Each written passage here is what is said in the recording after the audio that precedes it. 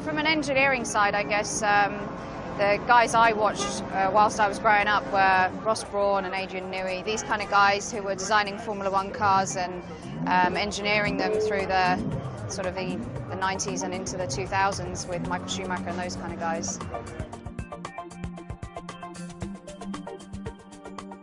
I didn't feel any extra pressure. It was all still the same, that we still had to win the race.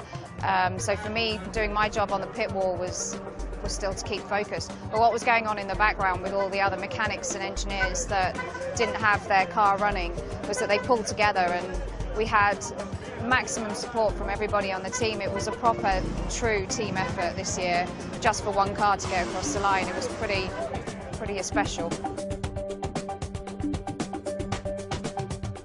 At the end of the race, when everybody came out, I noticed how much it had really affected a lot of people quite emotionally. There was a lot of tears, and it was slightly strange because for me, what was going on the pit wall was a totally different experience. Yeah, it was pressurised, but nothing like what was going on out the back, and I've spoken to people about what happened and how they were feeling, and so many people pacing around in the back of the garage wondering what was going to happen. It was strange, but kind of unexpected, I guess.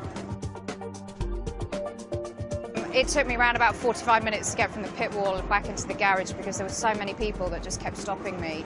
When I did finally get into the office and I just sat down, all I wanted to do was just call my mum, because I knew that they had been following what was going on, but my phone was flat, so I was trying to struggle to get some charge into it so I could call home.